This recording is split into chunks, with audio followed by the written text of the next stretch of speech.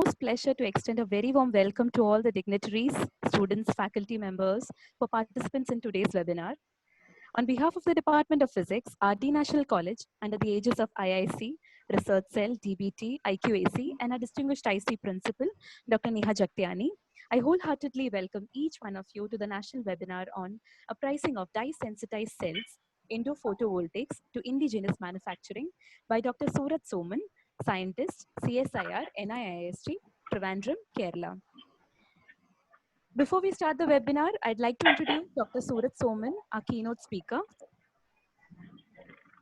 Dr. Surat Soman is currently working as a scientist at Photosciences and Photonics Section, Chemical Sciences and Technology Division, CSIR, NIIST, which is the National Institute for Interdisciplinary Sciences and Technology, Trivandrum, Kerala. A first ranker and gold medalist of Mahatma Gandhi University for his BSc and MSc, Dr. Suraj obtained his PhD degree from Dublin City University, Ireland in 2012, working on molecular photocatalytic hydrogen production, and has held postdoctoral tenure at Michigan State University, United States, and at Joint Center for Artificial Photosynthesis, Caltech, USA. He's a recipient of many prestigious awards, including Best Emerging Young Scientist Award by Jawaharlal Nehru Center for Advanced Scientific Research, Bangalore in the year 2019, Kerala State Young Scientist Award for the year 2018, BRICS Young Scientist Award 2017, International Strategic Cooperation Award from Ireland, Inspire Faculty Award, Marie Curie Fellowship, Rajiv Gandhi Science Talent Research Award, KVPY Fellowship, Indira Gandhi National Fellowship, and so on. His research focuses on the field of solar energy conversion, targeting both solar cells and solar to fuel conversion systems, which is artificial photosynthesis. Dr. Surat Soman played a key role in setting up India's first truly indigenously manufactured module fabrication line for dye-sensitized solar modules, which was commissioned at CSIR NIIST in October 2018. He's also part of the British Council's initiative on translating clean energy research to rural India. His research philosophy is to establish structure-function relationships by understanding and advancing the fundamental knowledge rooted in physics, chemistry, material science, and engineering through multidisciplinary and collaborative partnership leading to next-generation solar photovoltaic technologies.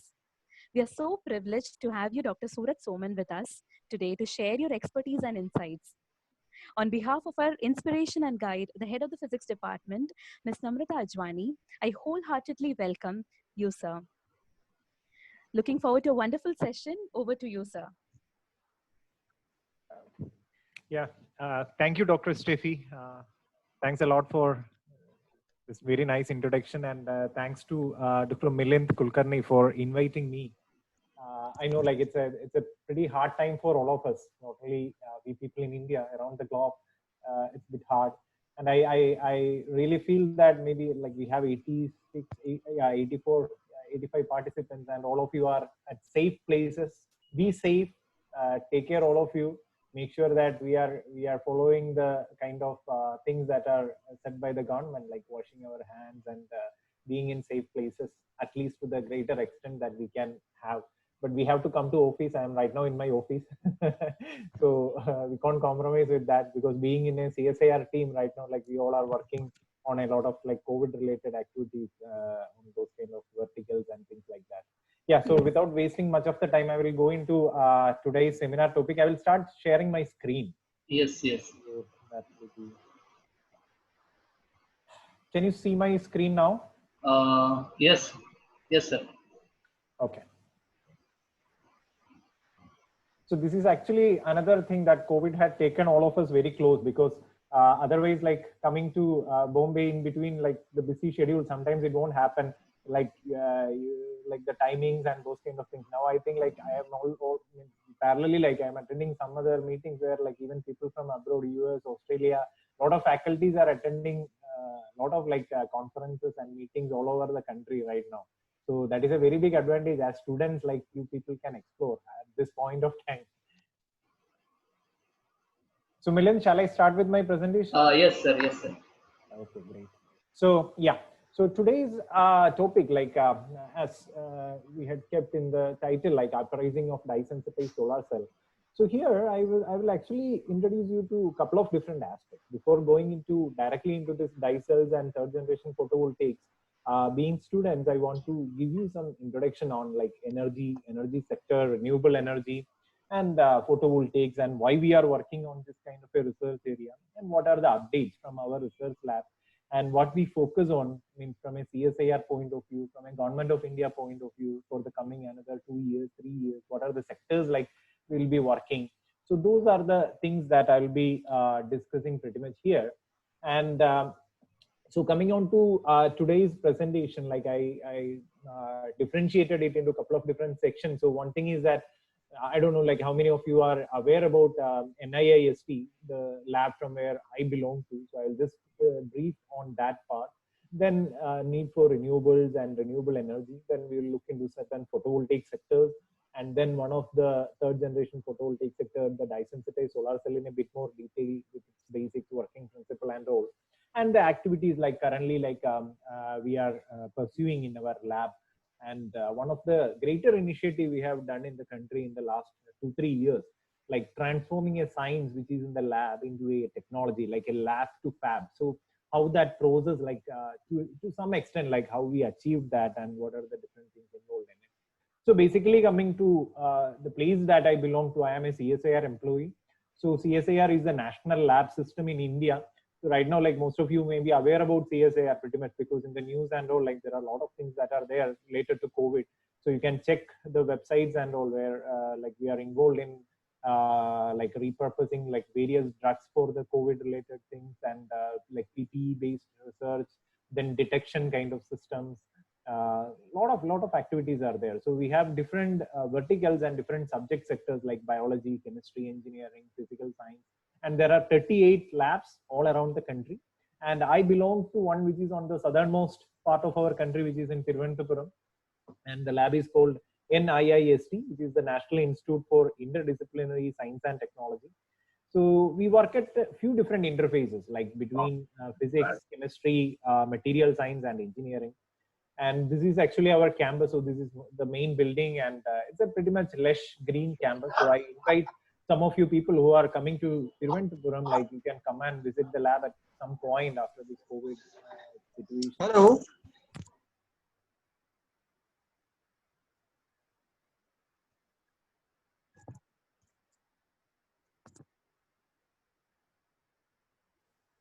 Hello. Hello, Hello. Surat sir. Yeah. Surat sir. Can you hear me? Yes, yes. Sound Sir, adjust कीजिए please. sir, can you please increase the volume? Oh yeah. There is no sound. Okay. Okay, everything is okay. Can you hear me now? Not audible. Yes, sir. Audible now. Audible. Okay. Shall I proceed? Yeah, yeah, sir. Sure, Okay. sure. Yeah. Thank you. So when we look into the various aspects of energy in our lab in NIIST, we work on different sectors.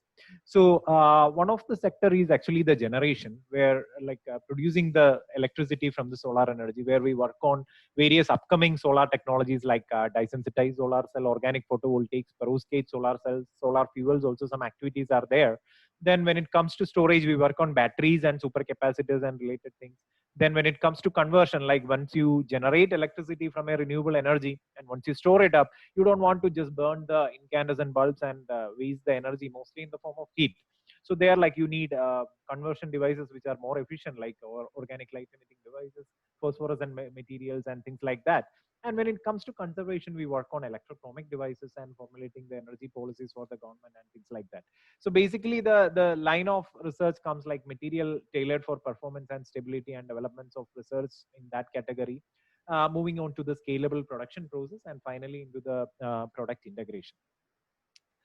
So these are just like certain screenshots from the energy related activities we pursue in our lab on photovoltaics, on electrochromic devices, thermoelectrics, OLEDs and all. So in that, like photovoltaics is the sector that I am leading, or I am actually taking care of all the activities related on it. And that is where like today we are focused on. So before coming on to that, like we'll just go into a bit general things, like why we are like scientists are investing time into it and why we are working on this energy sector. So when we look at the humanities top problems, like there are a lot of problems right now, like this is actually taken from maybe 1 or 2 years back, but now things are pretty much changing. But mostly the 10 problems are the 10 problems. But like how you are going to number it. Like now, since the diseases like which is causing a lot of issues, so now maybe like it can come up. But from my perspective, like I would say that all these 10 issues are issues, like whether there is, you don't have an hierarchy in it, like it just numbers 1 2 3, but like almost all the 10 of them should be equally accounted and equally addressed in a way for the humankind to survive in a better fashion in this world.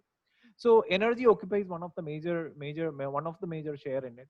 And when we speak about the energy, the first thing that comes into all of our mind is like how we are getting this energy right now, what we are using, and like why we are all working in this energy sector. So UN has kept up its sustainable development goals. There are 17 of them, and out of the 17, the goal number 7 is actually ensuring access to affordable, reliable, sustainable, and modern energy for all. So this is one very critical thing, because like mostly like we speak about energy, the first thing that comes in our mind are the burning the coal and getting the energy out from it, like either in the form of like heat and then converting into electricity, or in one form, and it can be converted to the other forms of whatever be the thing that we use in our day-to-day life.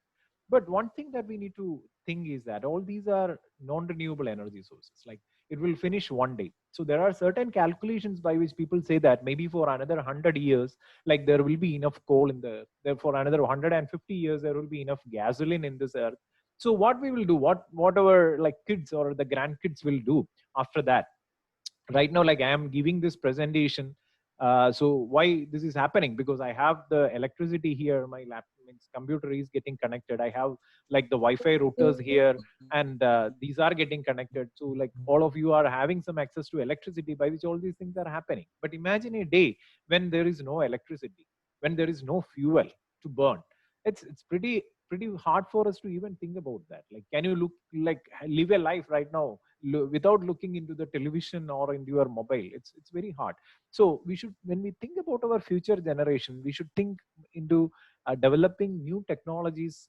Even at some point of time, if this non-renewable energy sources, once it gets finished, there should be some other way by which they can sustain a living, or they can actually carry out their day-to-day activities out there. So when it comes to the different energy sources, like the big three, we say the coal, oil, and the gas. So these are the three sources from which right now almost more than 90% of our energy demands are met. And where do we get this from?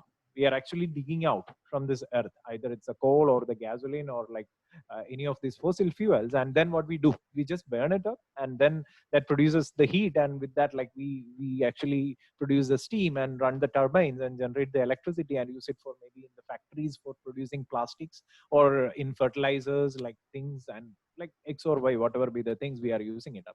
So that creates a lot of problem, isn't it? So one thing is that when you burn these fossil fuels, that causes damage to buildings, that causes like damage to humans in various aspects. And another biggest issue is the global warming. So that may not be just the direct impact, it can be an indirect impact also, because while running certain coal factories or like gasoline, like this thermal power producing plants and all, the emissions from these plants are there. Additionally, like the electricity which is produced, it is used in some other places, maybe in a fertilizer industry, or maybe in a plastic producing industry, or some other industries, and that all like produces burnings and like the gases which are coming out, and that all causes a lot of issues like global warming and things like that. And we have seen these things in the last maybe 5-10 years time, like lot of issues happening with directly and indirectly by using the fossil fuels. So there are two aspects. One thing is that you don't have enough fossil fuels for another millions of years, like maybe for another decade or maybe another 1 or 2 decades you can survive. So after that you have to find an alternative. Second thing, the burning of this causes ultimate pollution like anything on various aspects of our day-to-day life, and that is creating a lot of issues. So what is the solution there? The solution out there is to move from this non-renewable sector into the renewable sector. So the difference is that like in renewable sector we find it more like nature friendly, like we takes the things from the nature, and which actually will not finish up. Like once you are done with it, like again, like you can get it back in some more other forms. So there are different ways by which renewable energy can be produced. So some are like tide or ocean, wind is there, hydroelectric is there, geothermal is there, biomass is there. So there are certain calculations which says that in from using tide or ocean, the maximum power you can generate is around like 2 terawatt. From the wind, it is 2 to 4 terawatt. So what it means is that like wind, if you like maximum extractable is 2 to 4 terawatt, means if you fill our entire earth with the windmills, this is the maximum power you can produce, but that's not practically possible, right? Example, another thing is the biomass 5 to 7 terawatt means if you use the entire cultivatable land, then you can actually like generate around 5 to 7 terawatt. But like we will all go in starving, like if we are not doing cultivation. So we can't just take the cultivatable lands or like the cultivation and burn it and produce the energy out from it. So that's not practically feasible. So it is said that right now we use around like 14 to 16 terawatt, and by 2050, in another like 25 30 years of time, we need another 16 terawatt. 14 plus 16, another 16 15 16 terawatt we need. So even with all these renewable energy sources, we won't be able to meet this huge demand that is coming in. But there is a solution for it. The solution is actually out there shining on us every day, the sun. So the sun is there, and this power source generates enough energy in a way that if we harness it in the right fashion, the solar energy that strike the earth one day, if we harness it properly, that is enough and more for the energy that we can save in a way for the humankind to survive for another 27 years. Or it is said like in another way, like if 1 hour solar radiation, if we can harness, like that will be enough for like 1 year, something like that. So why it is not happening then? If it is there, if the sun is shining there, like we all know, like from millions of years, this is there. Why we are not thinking much in harnessing this, so that like all our energy issues all over the world will be completely solved? The problem is that we don't have right technologies. Like we have technologies, but we don't have efficient technologies that can convert the solar energy to electricity at a more cheaper value, and that actually gets into the hands of every man. That's another thing. Like it shouldn't be a privilege of only a few people. Like it should get into everyone's hand. Then only it will become useful.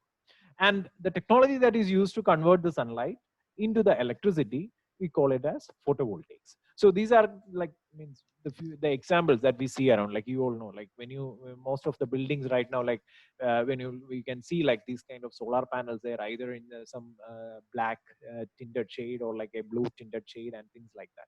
So now we will just look into the history of the solar cell, so from where it started. So this is something that as students, like you have to means if you really want to pursue a research career, something that you have to keep in your mind, means many times research is not something that you go, you invest your time, you will get it on the next day or next month or next year. It's an evolution. There is an evolutionary process which is involved in research that get transformed from a science into a technology over the passage of a lot of years. So when it comes to the solar cell, the first time the science behind it got originated like 150 years back in 1839, when Edmund Becquerel discovered the photovoltaic effect. So what happened at that time? Like Becquerel, they were having a family of scientists, like husband, wife, kids, all were involved in science. So they had certain electrodes which are kept on the table, and one day these guys just came up and they just put it in the acid solution which is there in a beaker or something, and they connected an ammeter and they see that there is some fluctuations. So that's actually from where the science began to develop, that finally like ended up in a solar cell. But at that time, like nobody had even thought in their faraway dreams about a solar cell. Then in 1848, Smith actually discovered the photoconductivity, but still no solar cell. Later, another 50 years down the line, in 1905, Albert Einstein discovered the photoelectric effect. Like he find out that like there are certain materials where like you shine the light and it just started ejecting the electrons, and he had his Nobel Prize and things for that. But there was no solar cell at that time. But again, back in 19 down the line, another like 50 years down the line, in 1954, these three gentlemen like Pearson, Chapin, and Fuller, they first discovered a working solar cell, the first working solar cell back in Bell Labs in USA in 1954. So that was the first time a device was used which converted the electricity, which convert the light back to the electricity through the flow of the photons, a semiconductor material. So that is actually where the first solar cell was made. But imagine like the actual science behind which actually translated into this technology started almost 100 or 120 years back. And even at 1954, it was not used for any application. It was first used for the application again a few years down the line in 1958 for the first satellite, like a Vanguard satellite. Again, almost like 10-15 years later only, like the commercial production started, and then it becomes like more common. And you all know, like maybe in India, the emergence of this silicon solar photovoltaics came maybe a few years back, like since 2010, like the production, and there are certain policy decisions by which like these are like mass production and things started up. But we already missed the bus for this particular technology because we don't have indigenous production of the silicon. Like it basically comes from the sand, but we are actually taking the shingles, we are importing the shingles, and then we are assembling. We are literally doing the job of an electrician down the line there. So when we come to the different generation of solar cells, so that is what photovoltaics and the history of the solar cell and how it came up. And when we see, like as I mentioned in the previous slide, like when we look around the solar panels that we see around, which are in this like blue or black tinted, mostly they are silicon solar cell, like either monocrystalline silicon or polycrystalline silicon. Majority are polycrystalline silicon because the cost wise, like polycrystalline silicon is much more cheaper compared to the monocrystalline silicon. The difference comes from the fact is the purity. Means when you need a high pure material, of course, like your defects will be less there, your power production capacity will be much higher. At the same time, like when you are having something which is not that pure, your processing will be much more easy and you can sell it off at a reduced price. That is where the single crystalline, monocrystalline, and the polycrystalline differs. And normally the material thickness, it varies from like 150 to 250 micrometer thick. Here you keep in your mind like your hair is like 70 micrometer. And then comes the thin film. So the silicon solar cell, which was in 1950, late 1950s, which was discovered. But like scientists find certain issues with this silicon solar cell. One thing is the production. It involves this PN junction, like N-type, P-type semiconductor, which are kept together, and there is a depletion junction that is formed there. And when the photons are incident on it, you generate electrons and holes, and that moves into the opposite charged directions over there, and that's how you generate the electricity. But getting a 150 250 micrometer thick silicon, it's very costly, one thing. Second thing is that it's very brittle, so the ease of flexibility is missing up there. And another part is like you are using like when I'm saying 250 micrometer thick, like as I mentioned, like it's a 70 micrometer is what we 70 to 100 micrometer is what is the thickness of our hair. Like we imagine that it's not highly thick, but it's really thick from a semiconductor point of view, considering the cost of production. So then scientists started to think, means how can we get it down? Means how can we reduce the thickness from, let's say, 200 micrometer to 1 micrometer? So there comes the interesting science part, because silicon is an indirect bandgap semiconductor. So you all know, like being physics students, you know what is the difference between a direct bandgap semiconductor and an indirect bandgap semiconductor, right? So in an indirect bandgap semiconductor, your valence band and the conduction band are positioned, the momentum vector is actually shifted off there. That means if you want to absorb 100 photons, you need to have a minimum thickness of like around like 250, 300 micrometer. Then scientists started to think, yeah, look, so if we are using a direct bandgap semiconductor, which has the capacity to absorb the sunlight, which has a band gap which is made in a way that it can absorb the sunlight, the photons which are there in the spectra of the solar light, and then if it can actually do the charge separation, look, that will be excellent. That actually resulted in the second generation of solar cell that we say as thin film solar cells. So mainly like the thin film solar cell involves CIGS, copper, indium, gallium, selenide, copper, indium, gallium arsenide solar cell. Then amorphous silicon is there. Then the cadmium tellurium, CDT, cadmium telluride solar cell. So these solar cell, the advantage is that since being direct bandgap semiconductor, instead of having 200, 300 micrometer thick, you only need around 1 micrometer thick of your active material in a way to absorb the maximum photons which are permitted by the band gap of that particular semiconductor system. So out of this particular thing, the world's highest efficient solar cell is also a second generation thin film solar cell, which is the gallium arsenide solar cell. So there, like the scientists were able to solve one issue, like few issues out there with the silicon. One thing is the brittle nature. So here, when you are using 1/100th or 1/200th of a material, you automatically gets like the ability to print it on substrates like plastic, metal, and all. So you get that additional advantage of flexibility. So you can have flexible solar cells here. And the second part is that you are using less amount of material, so the price can be reduced. But at the same time, here the issue came up is that most of these solar cell uses metals and all which are scarce, and metals which are poisonous like cadmium, tellurium and all. Arsenic is being used. So the recycling of this became a big problem. And being scarce, the price also is much higher over there. So that was like, it has its own advantage and it has its own disadvantage. So still the market leading technology was the first generation solar cell or the silicon photovoltaics. And then in the early late 19th century and the early 20th century, scientists started to think, means like God, like we have to make something which is like more friendly with the nature and which are like more cheaper. And that actually resulted in the third generation photovoltaic technology, where it mimics pretty much like more closer to the nature systems like organic solar cell, dye-sensitized solar cell, quantum dot solar cells, and now the perovskite solar cell has also come up in the past few years time, like 5-10 years time. So these actually are having the advantage of using locally available material so that you can have indigenous manufacturing. So you don't need to, like for even the silicon thin films, you are importing many of the things from outside. So here actually you can have local manufacturing. You can actually reduce the cost because you are using locally available materials. The process is very simple. Like mostly it is the printing process. It's not like you don't need a turnkey fabrication line which costs like millions of rupees. Like you can have a more easy way of printing procedures where the fabrication is much more easy. And that's how the third generation photovoltaic sector come into the picture.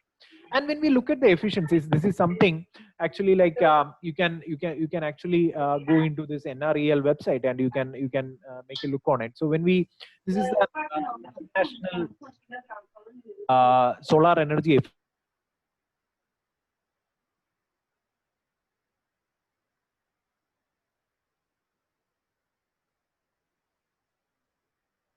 Hello.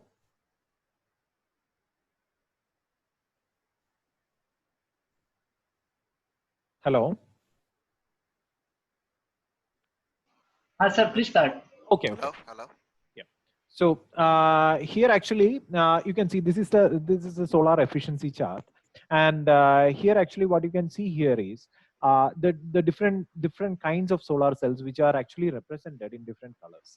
So what you see here in the blue color is the first generation solar cell, which is the silicon solar cell. What you see in the green color is the second generation or the thin film solar cell, and what you see here in the red is the third generation or the upcoming solar cell technologies. And what is there in the purple is actually the multi-junction kind of solar cells. So here the interesting fact you can see is that on the y-axis is the efficiency, and this is the timeline x-axis. So the efficiency, like you can say the direct difference between the solar cell by looking at the color code itself. Like the silicon solar cell, somewhere around like 25-26% efficiency. Then comes the thin films which are there in the 20s, like 15-20% efficiency, and then the emerging solar cell which are there in the like around like 10-15% efficiency. And you can see like some of the emerging technologies recently, like which has come up into the silicon era. And there is this high efficient solar cell, like the multi-junction solar cell, like 45-46% efficient solar cells, where you have stacks like different materials which are kept one above the other. And then you can have some certain concentrators where the efficiencies are very high. But here the point that you need to keep in mind is that these are very highly priced. Like, so it's not that affordable. Like it's based on application. So for example, like for the space applications and things like that, where the finance is not a big issue there, like you can use this kind of high efficient solar cell. Otherwise, mostly the market leading technology is the silicon solar cells, and then like comes the emerging PV sector or the things that right now the research is going on. So when it comes to the silicon, like I mentioned, like it's pretty costly. And why that, from where that cost comes from? Basically silicon comes from the sand. You take a quartzite crystal, and then from there, like you do a lot of chemical process including Siemens process, and then you come into the polysilicon, and then you need to like do certain crystallization process like the Swarovski process and all, where you make the silicon ingot, and which is later being cut into like the silicon wafers like that you see in the solar cells. So here the efficiency is matter of a fact depends upon the purity. So if you want to have a silicon solar cell which is performing, then you need to have it 99 point, you need to write 99. That much pure silicon you need. And from where you are getting? You are getting it from the sand. So from the sand, to make this much pure silicon wafers is a tedious process. It's not a simple process. It involves lots of chemical and physical treatments, and that actually increases the cost of production. So right now, one of the world's best efficient solar panels, even though when you see at the research reports, there are like small area silicon solar cells which are having reported efficiency of around 26-27% efficiency. But when it comes to the modules, as you know, like there will be like series and parallel connections are there, and there will be some voltage and current drop will come up automatically. So the reported maximum efficiency is somewhere around like 19.5 to 20% for the panels. This is a 315 watt like monocrystalline silicon panel, which is sold by the Sun Power company. And when it comes to the efficiency part, as I mentioned before, you should, if somebody asks you like what is the world's best efficient solar cell, it is not the silicon that we see around. It is actually the gallium arsenide. So this is a direct band gap, thin film, second generation solar cell, and it is deposited with this CVD, chemical vapor deposition process and all. And this right now, as of now, there is a company in China that makes this. It's called Alta Devices. So they make this highly efficient gallium arsenide devices where the efficiency is around like 28 to 29%. But here the problem is that one thing is that like the scarcity of the materials that are being used in this process, and second part is that like the pollution that is associated with the heavy metals which are there, and this all things like raises the price of this. Like so it's not literally affordable right now. These are being used by people like ISRO, NASA and all for the space application mainly. So why not silicon and thin film? So one thing is that it's expensive, as I mentioned, like why it is expensive. Like it's really expensive due to the production process and things like that. Then limited design options, like for silicon, like it's brittle, like you have to be taken utmost care in a way handling the silicon panels. Like if some crack happens, then your entire panel is gone. Like your price will go off there. Then another part is that like these are made on the glass substrate, so that increases the weight for transporting to places where the accessibility is less. Second thing is the aesthetic, like you can't use a silicon panel in a way to replace your windows or something, because it is not transparent, it is completely opaque, and the performance of a silicon solar cell or a semiconductor junction solar cell depends upon the intensity of the light and the angle of incidence. So this is very critical. So if you are not having a direct sunlight hitting the surface of the solar, like you will not be able to produce as much as electrons from the photons which are incident on the solar cell. Second part is like light should be directly falling on it. It shouldn't be on an angular fashion. So these are certain parameters that actually limits the performance of these kind of first and second generation solar cell, and that actually went into developing the third generation. And when scientists started to think about the third generation, as I mentioned before, one of the first thing that came into their mind is the beautiful process that is in the nature. What is that? That's a photosynthesis, isn't it? It's very beautiful. It's very beautiful in a sense, means you look like, imagine like a leaf standing out there, and the chlorophyll which is there, it just takes the light, it fixes the carbon dioxide, it releases the oxygen, and that actually we breathe in, and the fixed carbon dioxide, like which are stored as carbohydrate, which again get back into the soil, and the process is getting repeated, and without damaging anything, there is that scheme, and the electron transfer is happening, taking the light and electron transfer is happening there. And what is electricity? Electricity being the flow of electrons, and the plants are doing it excellently good out there. And why can't we replicate that? As scientists, like people started to think, like, why can't we replicate the photosynthesis back into a device? And is it really possible? And that actually triggered to the development of this artificial photosynthesis devices, or we say it as dye-sensitized solar cell. So what we have here is that it's literally mimicking the plant. You have a chlorophyll in the plant for light absorption. At the same way, you are having a dye molecule here in a dye-sensitized solar cell, which takes the light. You have a charge transfer protein for electron transfer in the plants, and here like you are having a semiconductor oxide material for the electron transfer. You have proton pumps for the whole transfer in the plants, and here you have certain electrolytes. So what you have here is two electrodes, which is the anode and a cathode, and in between that there are three different components. One is a light absorbing unit, which is a dye, and the dye is sitting on a semiconductor, and then you are having the electrolyte, and these three are kept in between two electrodes. So literally like it's a mimicking of the leaf which is out there. So when it comes to dye cells, we say it as a translational technology that can be used to produce electricity in a wide range of light conditions, indoors and outdoors, enabling the user to use both artificial and natural light into energy to power a broad range of electronic devices. So it's a bit large sentence, and there are very critical few things which are there. So one thing is the range of light condition being used, and both artificial and natural light. This is very critical. So these are certain very new innovative science and research which are being placed into the present scenario or the present generation. I will come more deeper into those things. So DSSC has its own advantage. It can make it into different colors. Like you change the dye, you can have different colors. It is semi-transparent, so you can use it in a building facade kind of application, like BIPV application. It can be made on different shapes and sizes. It can be made on like plastics and metal foils and things like that. It is highly sensitive to even low lights. That means its performance increases in the low light. And it is done using printed process, so the scalability is not a big issue, and made from abundant material, so the pricing is not a big thing.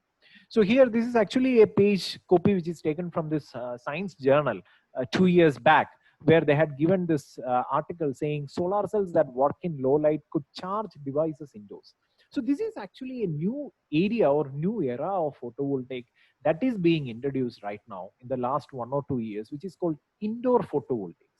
We all, when we speak about photovoltaics, as I mentioned from like past maybe 15-20 minutes, what Henry Becquerel has researched 150 years back, and what this Chaplin, Beller, these guys had made in 1954, and those things which are used in the satellites, these are all made, or these are all produced or manufactured looking at what? Looking at the sunlight.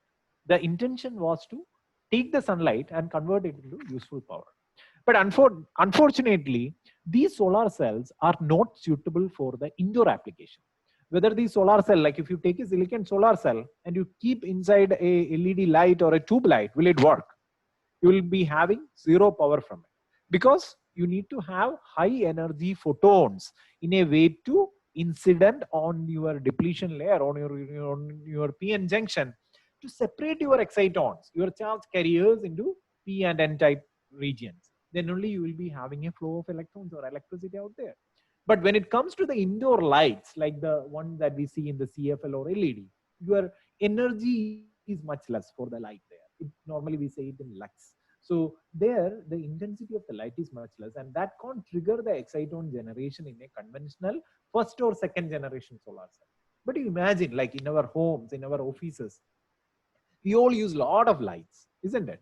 And if we are having a technology which can take this indoor light and convert it into some useful power, which can be used for like maybe charging our mobile, or like lighting a few lights, or like maybe some other small working devices, sensors, actuators, something like that, whether that will be excellent. Imagine, not our home, billions of home around the world, if there is some indoor light harnessing is there, that can actually save a lot of energy out there, or it can supplement or support our other production technologies. Because the advantage here is that when you are having these kind of indoor light harvesting cells, you can reduce your dependence on your grid for many of the applications. So when it comes to indoor photovoltaics, one very interesting thing that you can see here is, in this particular graph, what you see here in the brown is actually the spectra of sunlight, which goes from the near UV region through the visible and to the IR region up to like 2000 nanometer. And that is the AM 1.5G spectra. And when you look at the LED light spectra, you can see here, which is in the yellow thing, that is the LED spectra. And the one in the green is the spectra of the CFL light. So when you look at this indoor lights like LED or CFL, you can see here is that this is located in the visible region, like from like 400 to 700 nanometer region. So that is actually very interesting, because you don't need to have a panchromatic system in a way to use for indoor light harvesting application. And that is where the beauty of dye sensitized solar cell comes into the picture. So the DSSC or dye sensitized solar cell was discovered back in 1991 in EPFL by Brian O'Regan and Michael Gretzel. And from the last 20 or 25 years, this particular solar technology was there. But unfortunately, this was trying, the scientists or the entire research community who were working with the solar cells, they were trying to compete with silicon. But that was not a right thing, because the area that dye sensitized solar cell can perform is a very niche area that was only identified few years back. And what resulted in it? Because 10 years back or 20 years back, we didn't have CFL lamps. We didn't have LED lamps. The LEDs and CFL got introduced only a few years back. That became that common, maybe in the last 5 or 6 years time. And there are many other requirements for the indoor photovoltaic application. And another part is the Internet of Things, IoTs, and the related kind of things. I will come into that in my next slides. So when it comes to the DSSC, it's a very beautiful solar technology which can harness all different kinds of lights and can be made at a much cheaper way. So there you have three different components. One component is the sensitizing die, and second component is the semiconductor. Normally we use the titanium dioxide nanoparticles, and the third one is the electrolyte. I am not going much deeper into each of these things because that itself will become another talk. So I will just like peripherally, I will touch the thing and I will move more into the applications and things like that. So dyes actually, like, dyes are the very key part, the heart of the system. So these we use normally molecules. So there are different kinds of molecules, like you can have organic and inorganic molecules. So the structure what I had given here is a ruthenium based metal complex dye called N3 dye, which is most commonly used dye, having like 10 to 11% efficiency. So the issue with these kind of metal complexes are that like they use like metals like ruthenium, which are very highly priced. So scientists started to work on organic molecules like triphenylamines, carbazole, intoline dyes, porphyrins, squarenes. So those kind of organic systems are being developed where you have more flexibility of modifications to your backbone, molecular backbone, and thereby you can tune your absorptions and things like that. So that is where the dye is. So a molecule, how it becomes a dye? There should be some minimum criteria. So one thing is that it should absorb the light. Second thing is that it should have some functionalities by which it can bind it on a semiconductor matrix. So mainly you need to have a binding group. Normally it is a acid functionality or a hydroxyl functionality. Then another part is that you need to have an energetics which is properly placed in a way to realize injection of electrons into the semiconductor after the dye excitation and regeneration of the electron, that is taking an electron from your redox electrolyte, that your potential should be matching up with the Nernst potential of your electrolyte. So the energetics also play a very critical role. And finally, like your lifetime of the dye. Your dye is actually taking the light, it is doing the oxidation reduction process. And imagine, like, if after doing 5 times the oxidation reduction, if your dye is getting unstable or if it is getting degraded, then you won't be able to use it in a solar cell which has to last for another 20 or 25 years. So it should be very much stable. So these are certain criteria or conditions that need to be met by a molecule in a way to use it as a dye. And when it comes to the semiconductor, the role of the semiconductor is to hold the dye molecules, because you can't just have it on a glass surface. So you need to have a material by which you can have maximum amount of dye absorption. So your porosity, your particle size, all these matters there. And one of the best one is the titanium dioxide. Anodized TiO2 is one of the best candidate for be used in the dye cells as a holding material for the dyes. And the transport properties are very good for the titanium. And when it comes to electrolyte, the role of electrolyte is once the dye is getting excited, you are having a hole which is there in the ground state of the dye. And the electrolyte involves 2 species. It has a reduced species in it and it has an oxidized species. So the reduced species actually will give the electron to the ground state of the dye to realize the regeneration. And parallelly, the oxidized species will move to the counter electrode. It takes the electron and the process continues. So that is where the electrolyte role is. Now we will look into the mechanism. So here, what you can see here is that like there are 3 components. So one is actually your dye. So your dye is having your ground state and excited state there, isn't it? The HOMO and LUMO, the highest occupied molecular orbital and the lowest unoccupied molecular orbital. Then comes your semiconductor. So your semiconductor is having your valence band and the conduction band. Then the redox electrolyte, which is having a redox potential, the Nernst potential, which is also like a somewhere in between that.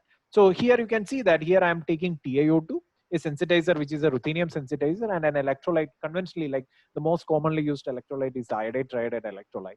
So when we look from the energetics, the conduction band lies somewhere around like minus 0.5 volt with respect to the energy. So any dye which is having an excited state which is placed above the redox, the potential of your valence band, conduction band of the TiO2, it will be able to inject an electron. If your excited state is down the conduction band, then your energetics is not favorable in a way to inject the electron. So even if you make a dye which is more panchromatic, which takes maximum amount of the photons there, but if it has an energetics which is not properly placed, then your injection won't happen. At the same time, you need to use a dye like where your ground state should be placed below the redox potential of your electrolyte, so that once the electron moves up, it can be regenerated. So what happens? When the sun shines, and if the band gap of this particular molecule is in such a way that it can take the sunlight, then the electron will get excited from the ground state of the dye to the excited state of the dye. And then If it is placed above the conduction band of the TiO2, then the electron can be injected into the conduction band of TiO2, which is getting collected into the circuit and just moves on. And the moment you have a hole which is generated in the ground state of your sensitizer, for the process to complete, what you need to do? You need to fill that particular hole. And how is that done? That is done by supplying the electron which is there in the reduced species to the ground state of the die, and automatically it becomes oxidized and it moves to the counter electrode. It will collect the electrons and the process moves on. So this is how the mechanism or the operation of a dye sensitized solar cell happens. Pretty much like what you see in a plant green leaf, the chlorophyll molecule with the Z scheme photosynthetic mechanism. The same thing, but it is mimicked inside a device where you are having three components which are kept in between two conductive electrodes in a way to realize it. And anatomy of a dye sensitized solar cell, it contains like a photoanode where you have a conductive electrode onto which your semiconductor and the dye is being absorbed. Then you have a spacer which actually like leave a space out there between your anode and a cathode, otherwise it will get shorted. And you fill the electrolyte out there. So now we will look into like how you make this solar cell, how you make the dye sensitized solar cell. So the process goes in this way. You take you cut the conductive glass pieces in different sizes, and then you clean it up, and then you need to do some pre-treatments. This is actually like the problem is that, I mean, even though like I mentioned the architecture in general, like TiO2 dye electrolyte, when in reality there are a lot of channels or pathways by which the electron can recombine, or it can actually come back. Because in the previous slide, what I mentioned is the forward electron transfer process, but it is not necessary that it will happen all the time. The electron, once it is injected into your semiconductor, it can recombine with the hole which is there in the ground state of the die. At the same time, it can also recombine with the holes which are present in the electrolyte, because your electrolyte is having both oxidized and reduced species. So with the oxidized species, it can do the recombination. So these processes are the rate limiting process leading to the performance limitation of the die cells. So the best you control the recombination process, you can be able to manufacture very good efficient solar cells out there. So this is actually a TiSL for treatment is done on the surface of the on the glass, on the conductive glass, in a way to prevent the electrons that actually approaches the electrode, the photoanode part, escaping the TiO2. So these are back electron transfer reactions that can happen and result in shunting. Then you Dr. Blade your TiO2 electrodes there. Then you go for drying these electrodes, and then you anneal it, and you measure the thickness and all. And then what you do is that there are certain post treatments that you can do to the electrode, and then you sensitize this electrode in the die, and you have your photoanode ready. So your photoanode consists of your conductive glass over there, and then you are having your TiO2, and on the TiO2 your dye particles are being assembled. So this is the anode side. And when it comes to the cathode, so there you are in the same way, like you are having your glass pieces which are cut over there, and then some holes are being drilled on it in a way that future, like a later stage, you can fill the electrolyte through it, then the cleaning process, and then you deposit the catalyst there on the counter electrode. Normally we use the platinum as catalyst, like people also use conductive polymers like the P dot, carbon is being used, graphene is being used, so these kind of different materials. And then you anneal it up so that the catalytic activity like is being retained over there. And then finally it comes the assembly of the dye sensitized solar cell. So here you take the gaskets, and then in a sandwich architecture, what you do is that you take the photoanode, then you place the gasket, and then on the top of that you put the cathode, and then you heat it up so that it will be sealed, and finally you fill the electrolyte and you put the leads or whatever it is, and there you are there, like with the final solar cell. So here means keep in mind, like think about one thing, means I mentioned I started my talk with silicon solar cell and thin film solar cell, and I had shown for a silicon, for converting from sand back into a crystalline silicon shingle, the kind of process that are involved. Means you can't do it in a lab, like you need like huge investment out there, like a lot of technologies are involved in it. But here you are having a solar cell, just like you are mimicking the nature, you are making it by your own, like in your lab you can actually, anyone can make it up. So that actually has its own advantage. And I will quickly show you a video where like means the process, how it goes on, means in fabricating these kind of devices. I will you can actually go to this website also, the solarpark.co.uk, where you can see it more in detail. So here, this is how the process starts. So you have the glass electrode, you Dr. Blade the TiO2 onto it, and then you take it and you anneal it up. And once you are annealed, so there are a lot of binders, and we need to remove the binders. That's why we are annealing it, because for screen printing and all, like, you need to have these binders out there. And then you soak it in a dye solution. And once you soak it in the dye solution, the dyes, like, which are having the binding groups, it will come and it will attach to your semiconductor over there. And once that process is completed, you take it up, you wash it, clean it, and then you need to put your counter electrode there. So there you take your counter electrode, you drill some holes in it in a way that later you can fill the electrolyte, and then you deposit the catalyst, you anneal it, and then what you do is that you put the gasket, and then you put the counter electrode. And that is how, like, you have your complete device once you are annealing it up there. And once that is done, then you fill the electrolyte, which is the final stage. So you fill the electrolyte, and with the capillary force, like, it just goes in, the liquid just goes in, and then you seal it, and the final sealing, and you are done. And how the process happens: when the sunlight is shining on it, what happens is that the dyes which are there inside the matrix, like, it takes the electrons, and it takes the light, and the electrons will get excited, and it just ejects out. And once that hole is being created, the electrolyte which is surrounding, it's a three-dimensional network, the electrolyte which is surrounding it, the reduced species will come, and it will supply an electron to the ground state of the dye. And this is how the process goes on, and this is a continuous process. And the sun is shining, and the process goes on, and what we get is the electricity out from the system. So once you are having these devices, then the next step is to characterize it. So how you do the characterization? So the basic thing is to find the efficiency. And what is the efficiency of a solar cell? The power conversion efficiency of a solar cell is the ratio of output power that you generate from a solar cell to the input power that is being supplied to it.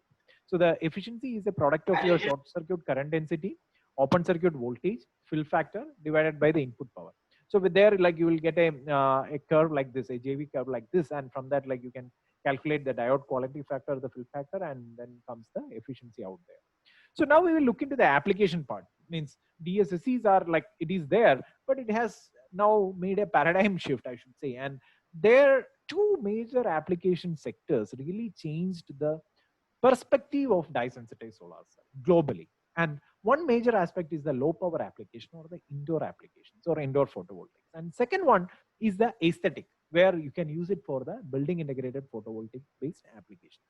So here, one very interesting thing, I will first go with this indoor photovoltaic. So we all know, like, in the last few decades, the evolution that happens starting from the 17th century, we went through mechanization in the first industrial revolution. Then in the Industry Revolution 2, in the 18th century, we went with the mass production assembly line, introduction of electricity and all. Then in the 19th century, we had seen Industry 3.0, where the automation comes into the picture, the computers are there, electronics are there. And right now, we are at Industry 4.0, isn't it? Like, we can see it maybe in many different aspects of our life. We see this particular terminology, Industry 4.0. What is this Industry 4.0? It's basically the cyber physical systems. Another things are the Internet of Things, Internet of Everything, these kind of all detailed things. So what we are doing here is that we are trying to automate the things. We are trying to make this big data management systems. And for realization of Industry 4.0, in a way to make our process optimization, or the industries, or the automations in the best smart way, we need a lot of sensors and actuators. And these all comes into the IoT, Internet of Thing based systems, where, like, it is being predicted that there will be around, like, 50 billion devices that will be connected into this IoT regime. We all know that, like, even for simple things, we all are having our, like, mobile phones. That is also an IoT device, because what we are having is that, like, we have the camera, which is like an eye. Like, you take a picture, any part of the world, you take a picture, like, later you can find it out, like where, at what coordinates you had taken that particular picture. It will remind you back many things. So it is like an eye, like a sense organ, it is being acting. So as human beings, we have sense organs, but in the material world, machines doesn't have sense organs, but we can give sense organs to them.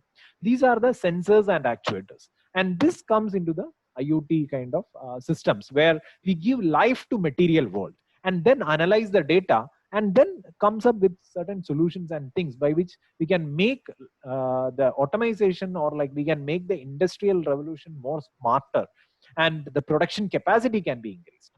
But very interestingly, if you look at certain real data that is being there in the last few years' time, in 2012, like 2012, it was predicted that there will be around 1 trillion IoT devices by IBM. The prediction was done by IBM. But again, in 2017, there was a prediction like there will be around like another 50 billion devices. So initially, the predictions was all high, but the reality when it comes in the years like 2015, prediction was 1 trillion, but it was not reached. Same, like it reduced to 50 billion. Actually, it should go from 1 trillion to 2 trillion, 3 trillion in a way to realize the IoTs in a better way, in a way to realize the Industrial Revolution 4.0, to support this Industrial Revolution 4.0. But in actuality, the amount of IoT devices are coming down. And why this is happening? Because this is the lifeline for the Industry 4.0 to succeed. But why it is coming down? There are a lot of issues there. One thing is, like, you know, in each of this mechanization or automation process, when you use a sensor or actuator, it needs the power. So it needs a battery there. So one biggest problem is that when you are using a system with a battery, there are situations that will come where you need to replace it. And why you are doing this IoT? You are doing the IoT in a way to remove the manual intervention in. You don't want to have a manual intervention. You want to make it smarter. But when you are having a system where the battery need to be replaced, you need to employ someone to go there and replace the battery. So that actually creates a lot of issues.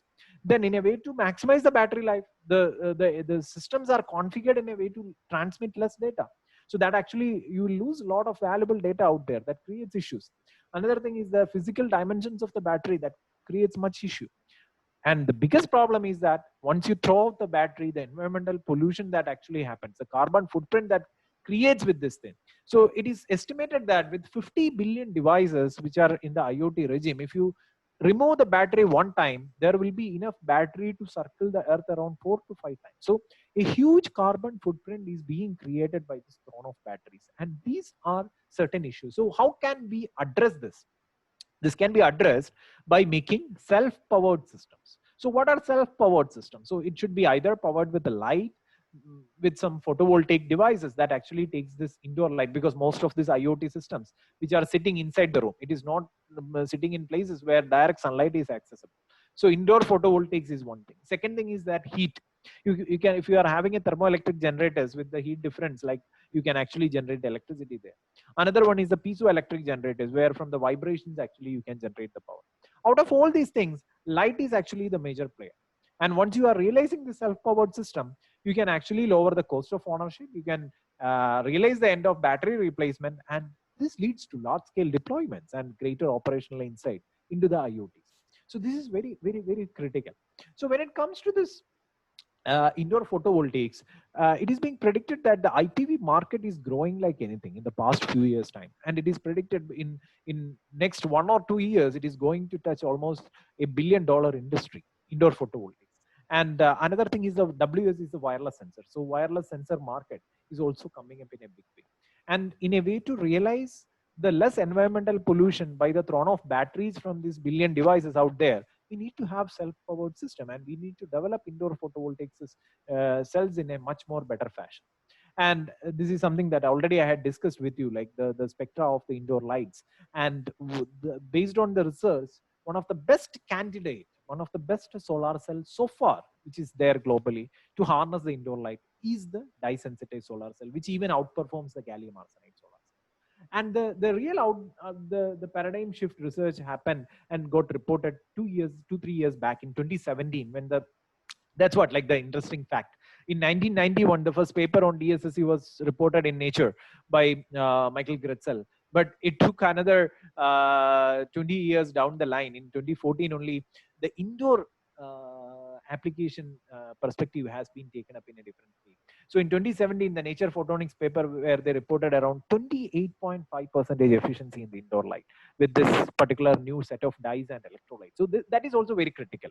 It is not the old DSSC. The old DSSC with the normal ruthenium dye, the normal TiO2 semiconductor, the normal iodide triiodide electrolyte, that is not that has come back again after a decade with a higher performance in the indoor light harvesting era. Here the electrolyte is different. We are using new electrolytes. We are using new dyes. We are using new device engineering. So there are a lot of things that had mattered into this particular development. And when it comes here in this particular paper, they had even compared it with the gallium arsenide. In my initial slide, I had mentioned gallium arsenide is a solar cell that delivers around like 30% efficiency in the outdoor light. But here they had done a one-on-one comparison where the dicel was giving around like 29%. At the same time, the Alta gallium arsenide devices was only giving 20%. And when you compare the price of production, the cost of production, and the materials involved in it, it's pretty economical at that point of time. And then again in 2018, the next year, they came up with a new device engineering where they were able to realize around 32% efficiency in the indoor light.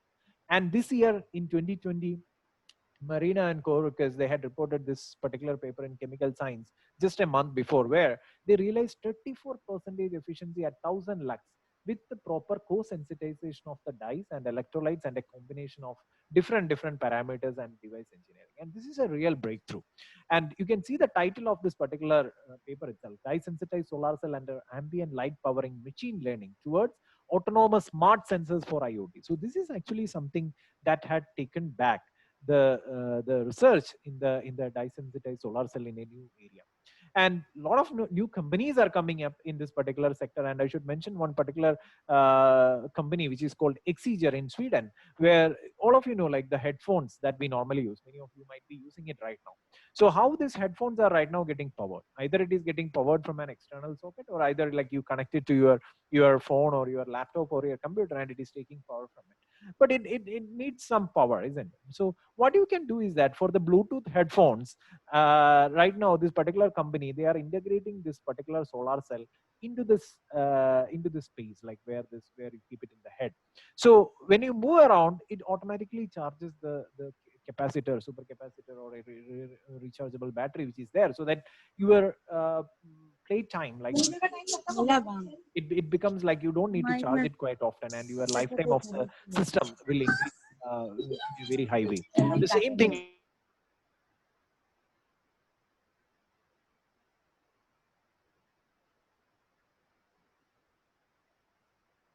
Yeah, the same way, like they are trying to integrate it with the different systems, like the pouch covers for your handheld devices, like laptops and computers and things like that. There are other applications, like once you get into a flexible kind of solar cell, you can integrate it with your backpacks, your nets, tents, and things like that. Like your computer peripherals is another application. You can have this transparent glass-based solar cells as your like your tables, like the indoor tables, that the tables that you use in hotels or like in your dining rooms and things like that. So you have a table which also additionally produces the power by which you can charge a battery, a solar cell out there. And another major thing is that, like, now we will switch over into the BIPV sector. So when it comes to the building integrated photovoltaics, the minimum requirement is that you should have a transparent panel there, which can be used instead of your conventional windows. You can't use a silicon solar cell out there. Even if your performance is less, if your aesthetic is beauty is more there for the solar cell, that finds a different market. And another major advantage for the dye-sensitized solar cell is something that I mentioned before, because it is free of the performance of a dye-sensitized solar cell is free of angle of incidence and the intensity of radiation. So here you can see the two graphs here, where this is for the red one for the DSC and the blue one for the silicon. So for the silicon, it's angle dependent. Like when you increase the angle of incidence, then your performance comes down. But for DSC, it is not the case. The performance really increases out there. And after, like, if it is too high, then it surely drops down. But it still comes back to where the performance was initially. It not drops to that drastically down like silicon. Another part is for the silicon, once the intensity of the light is down, then the performance literally comes down to zero. But for DSSC, once you decrease the intensity, its performance goes up. So these are very critical parameters that actually change the phase of dye-sensitized solar cell. Another thing people used to ask, like, dye cells are there, like, is there any real examples where like this is being used? It is there actually. In China, this is in Chinese Institute of Ceramics, where they had a installation of around 100 kilowatt of DSSC in their rooftops and this facades and all. Another thing is that, like, in the EPFL, from where the particular area of research has already been originated back in 1991, they had one of their convention center where they had integrated this into their facade there, around a 2 kilowatt BIPV kind of DSSC facade. And this serves the purpose, like it's aesthetically beautiful. You don't need to find a rooftop area, and it just produces power additionally. And there are other installation like this one, which is there inside the Geneva airport, where it takes the indoor light and it just powers multiple things out there. And this is a very recent development where in Austria, like they had a science center where they had 20 kilowatt installation of the DSSC. I will just quickly run this video. It's very interesting actually. So here you can see, like, these are all the dye sensitized solar panels there. So these are being used for power production. So you have a facade which is beautiful, which is with a very nice color, and along with that, like, it produces the power out there, which can be used for like various applications, like 20 kilowatt of power generation without having an extra space being taken from the rooftop. Or in this kind of building, you won't be able to even find the rooftops. And this is another installation in Switzerland, where it is used as a like a noise barrier protection place, like where they're like you are having a close to 1 megawatt of the installation. And these are some other places like where like they are being this kind of BIPV is being used, and where they all use this dye sensitized solar cell. And in, you can see, like in these kind of balconies and all, and in bigger skyscrapers, like the glass area like can be used for the DSSC based of things. And like these kind of like smart bus and train waiting stations we can have, and it can be connected to a lot of like smart things.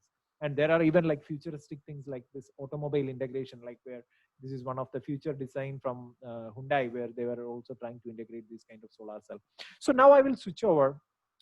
Now I had like given you a brief glimpse on like energy sector, various photovoltaic technologies, third generation photovoltaics, particularly dye cells. What is that? What is the mechanism? What are the things involved in it? Where is the application? So now I will switch over and I will finish it up with a few of the research from my group here in NIAST, like what we are really doing out here. So in my group particularly, like we do work on a very interdisciplinary way at the interface of chemistry, material science, device physics, and engineering. In the chemistry side, we make a lot of new dyes, electrolytes, and all. From material science, we work on modifications to the photoanode materials. From device physics, we make small area device. We do an entire characterization of these devices, understand the charge transfer dynamics and things like that. From the engineering side, like we are involved in the equipment and design and development of commercialization of this technology, or transforming it from the lab to fab. Like for a module development, what are the equipments that need to be developed, and those kind of module fabrication, then integration into like niche products and things like that. So material tailored for performance and stability to scalable production process to product integration is the major thrust of our research group. So we started our research from here, like where we made all these small area devices. We optimized it with the standard where we were getting around like 10 to 11% efficiency and all. And we made like small kind of prototypes, like this calculator being powered by these things, small reading lamps and things like that. But then when we started to look into the upscaling of this solar cell, we realized that you can't just like increase the active area for these solar cells. Like you need to have a proper kind of integration in a way that you can channelize the collection with like the current collectors and things like that. And there we realize that like it's not just the conversion is not a straight way. Like you can't just like go from a small area device to the panel. There are a lot of processes which need to be optimized in between. So one thing is the equipment development. You can't do it with the hand. You need to have the right equipment. Second thing is that once you have the equipments, you can fabricate the modules and panels. You need to optimize it. And then finally, you need to integrate that into prototypes and products. In this regard, we were successful from Department of Science and Technology in getting one of the most ambitious projects in the third generation photovoltaic sector in this country, where our intention was to harvest the unused indoor light and use it for generating the energy for powering the IoT devices to partly meet the requirements of the energy generated of the saving the smart constructions. So this was selected on a high impact implementation category by the Prime Minister of India. And then what we achieved was that what you see here is we developed a full set of equipments from the scratch. So this is what our country was missing. Because if we want to do a production, a big module production and all, we need to import the equipments, the production equipments from abroad. So we started from there. We indigenously manufactured a full production line of dye sensitized solar cell in the country for the first time, partnering with an industry from Bangalore called Elixir Technologies. And in 2018, we installed the entire capacity, and we licensed this technology to Elixir, and right now we are proceeding into the commercialization of this. So here you can see, like, we go from the small area devices into panels of 30 centimeter by 30 centimeter sizes, and then we can actually have it made in like different kind of form factors. In like if somebody gives a picture, like we can even make a solar cell in that way. And these are the various process involved in the fabrication of the modules or panels. What I will do is that I'll quickly show you a video, so that actually makes the things more clear. So this is where the process starts. We cut the glass substrate, the conductive glass substrate, into whatever be the substrate size which is required. And this is being followed by the deposition of the semiconductor material, like the TiO2 over there. And this is a very unique 5-headed robot system that we had developed, where we have integrated 5 different functionalities into a single robotic unit. So what it does is that it has a silver dispensing. So once you are having your semiconductor electrodes there, it dispenses the silver lines in between your semiconductor. And once that is done, then you need to anneal it, so that like the binders which are there with this paste, the silver paste, and also the binders with the semiconductor need to be removed. So that is being annealed at stage-wise heating. And once that is done, then you need to take it and you do need to absorb the dyes into the system. So that is done with this die coating machine. So you process it, and then your die will be getting attached to the semiconductor. So your anode is ready there. Then it goes to your cathode. So there actually you first drill the holes into the counter electrode. And once that is done, the cleaning procedures are being done. And then you again come back to your photoanode, and you deposit like the UV epoxy on top of your silver line. So that actually acts as a spacer, and it also acts as a sealing material for adhering your anode and cathode together. So then the pick and place robot, what it does is that it takes your counter electrode, which already is having the pre-drilled holes in it, and your catalyst, which is being deposited onto it. So that will be taken, and that is placed on the top of your photoanode. So it's a semi-automatic process, but still, like, you know, at times like manual intervention is required, because if there is some offsetting and those kind of things, like we need to correct it. So once that is done, then the entire platform moves into the chamber where you shine the UV light. So once you shine the UV light, it completely covers it, and then it comes to the station where you create a vacuum and you suck the electrolyte inside, and finally, like, you are having a module with the different sizes out there. So this is actually one of the very flagship project from us, and it was being showcased in CSIR, DST websites and all, and in newspapers and all. And this is actually last year we transferred or licensed this technology to this particular company who is into the commercialization. So what we are doing is we are addressing the science from a different perspective, because normally what scientists do is that, like, they invent, they innovate, and they publish papers, and that's how it is done. So what we had taken up here is that we had taken the science, we had transformed that into a technology, and we had placed it in the right hands, which can be taken up in a bigger way. So there, right now we are partnering with this particular industry and industry academia synergy. We are trying to build up in designing new custom equipments based on the user requirements, and then also on modules we are working on, and the full turnkey materials. Like, we don't want people to import these things from abroad. You know, like, with the situations like unforeseen situations like COVID and all, if we depend too much on imports, then our supply chain will get disrupted. So this is actually one area, means not only in the renewable sector, in all sectors this matters, but in renewable particularly, like where we already missed the bus with silicon and thin films, we need to actually invest more time into the indigenization of materials and the supply chain development, and training the right manpower and all, and R&D testing and assisting and these things like that. And we are trying to partner with the institutions like the International Solar Alliance and all in a way to commercialize these things. So here I am little bit switching over into the research part. So we are not just doing the technology side. So I started with a top-down approach where I showed you like what the technology really is and what is required and what we have done. And our technology is strongly supported by the basic science research. So we do work at the interface of the dye, electrolyte, anode, device engineering part, and we do develop the science in a way that it is realigned. Our research is realigned in a way to meet the needs of the industry. Like, it's not just like doing anything or just like coming up with like serendipity based discoveries. Like rather than that, like looking more deeper into the issues that are being faced by these industries and coming back with a solution. Another major portfolio that we had developed is with the characterization systems. So we do have, like, I think like in India itself, like we have this is the only one lab where we have a certified facility for the indoor light characterization measurements, like in the CFL LED lights and all. And there are a lot of other AC characterization too, like the perturbation, light and electrical perturbation techniques that we use, like impedance, photomodulated impedance, transient photocurrent, photovoltaic decay, photo-induced absorption spectroscopy measurements, and things like that. And here we are partnering with a few places like around the globe in a way to optimize these things each and every time.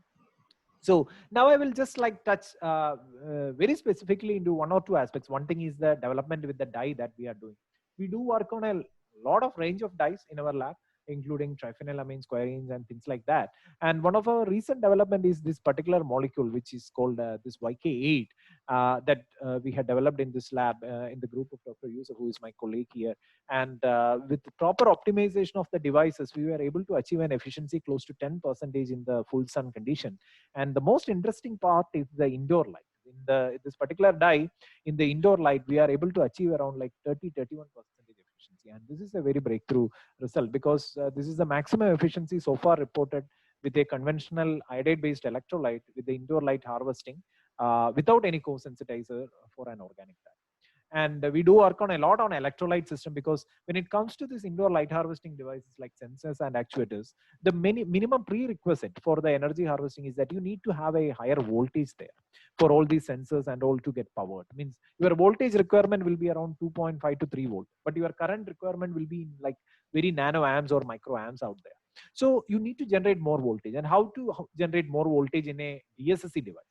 The best way is that the voltage here is the difference between your Fermi level and redox potential. So either you need to push your Fermi level up, or you need to pull your redox potential down. But the limitation here is that in the conduction band, you can't play around much there. But when it comes to the electrolyte, conventionally you use the iodide triiodide, which is around 0.4 volt. But when you use the alternative redox electrolytes, you can actually have the flexibility to push your ground state down. But few years back, people were using materials like metal complexes like cobalt and all. But the issue with the cobalt and all is that you need to have a minimum driving force of around like 400 milli electron volt to 500 milli electron volt for effective regeneration to happen. But very recently, the copper redox metal complexes came into the picture, where even with 100 millivolt of potential difference, you can have almost 98% regeneration efficiency. And this is actually a paper that we published in Journal of Material Chemistry A 2 years back in 2018, where we explored in detail between these three electrolytes, this iodine, cobalt, and copper-based electrolyte system. And at that time, we were only able to achieve an voltage of somewhere around like 0.9 volt or 900 millivolt. But later, with the proper optimization of the dyes and electrolytes, right now we are able to even achieve around 1.16 volt from a single junction device. This is, you have to keep in mind, because when it comes to the first and second generation solar cell, the maximum voltage based on the band gap that you can get there is around like 0.65 to 0.7 volt. So here your requirement is that for the application perspective, you need to have devices that generates more voltage, so that your interconnection, you can, instead of having 5 or 6 devices serially interconnected, just with the 2 devices, you can generate enough voltage in a way to kickstart the device. So that makes a big difference out there. Then when it comes to the semiconductor part, we do work on a lot of semiconductor engineering with the various materials with the TiO2 for particularly on transparent bifacial aspects and for the indoor photovoltaics.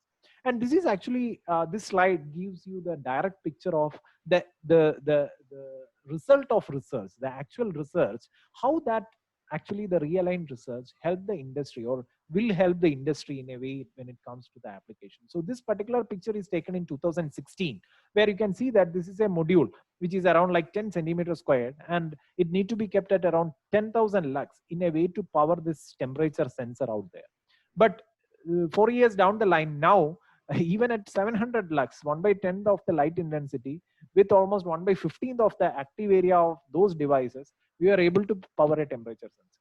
So the final application part is the same. The temperature sensor is the same. The difference that came up is that the area of the device that you are using, the light intensity you are using, are all much less than what you used 4 years back. And this was achieved by the science.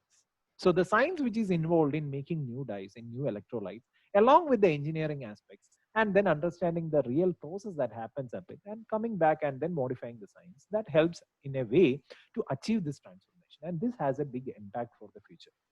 So these are just, I will show you a few of the things that we do in our lab. So these are actually some solar cells. So this is just an LED light. You can see that with the LED light, it is actually powering this fan out there. And this is also another temperature sensor and a clock. So this is a lux meter. So you can see here, like, so when there is no light, nothing will be there. But if there is some light, some stray light is there, then you can actually see a difference there. So this is like time, and now it changed to the temperature like 28 degrees or whatever it is. And this is also another electrochromic system that we had developed, which is being coupled with the DSSC. So here you can see the texture of this electrochromic device is being changed. And once you reverse bias it, then again, like it comes back to the normal state. And another very innovative product that recently we had developed is a self-powered perfume dispenser, which will be pretty much soon coming out. So the future perspective is that we are focusing on the self-powered system applications and sensors, beacons, and those kind of things in shopping malls, museum, hospitals, factories, airports, where completely remove the batteries out from the systems, and then to have like the self-powered units out there.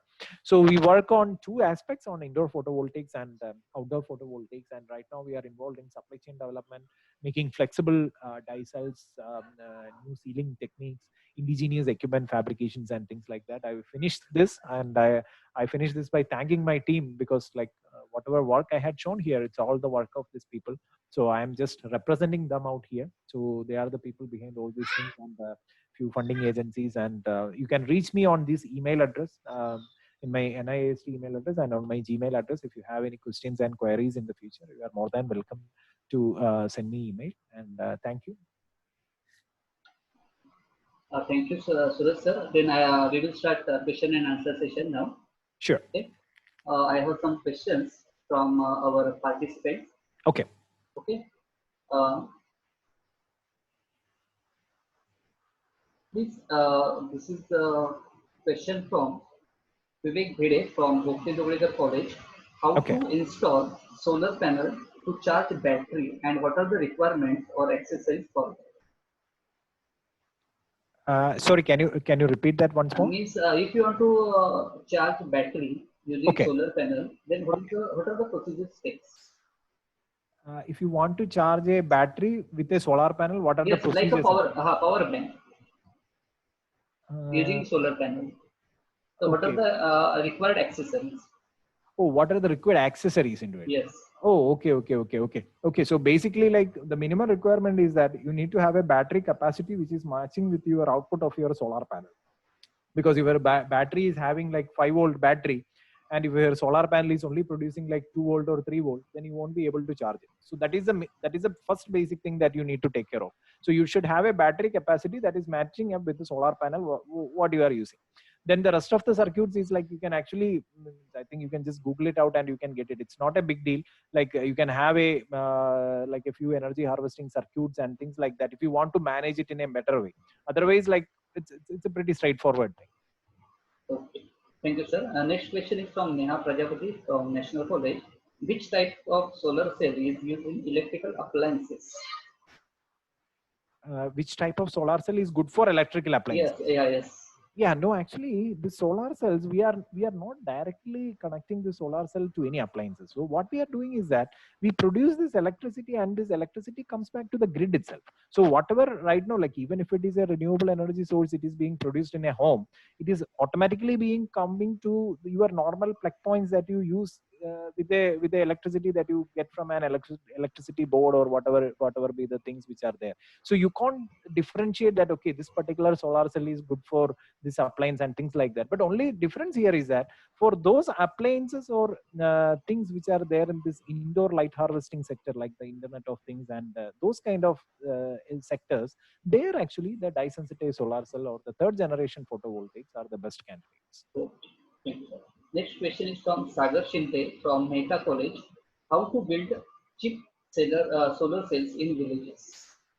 How to build cheap solar cells? Yes, villages. Oh, okay. This means I think it is the silicon, isn't it? She's asking for the first generation. Oh, yeah. Okay, okay, yeah, but I'm sorry to tell, but it's quite unfortunate that even in India we don't have a production capacity for the silicon solar cells. What we are doing is that we are buying the shingles, whether it is any group of companies, whether it is government based or the private companies, all of them are importing the shingles, and then we are doing some treatment, and then we are assembling this panels. So since we don't have any manufacturing, we can't suggest that okay we can start it like that. But what we can do is that like we can get the shingles, like whatever these people are doing, it's a job of an electrician.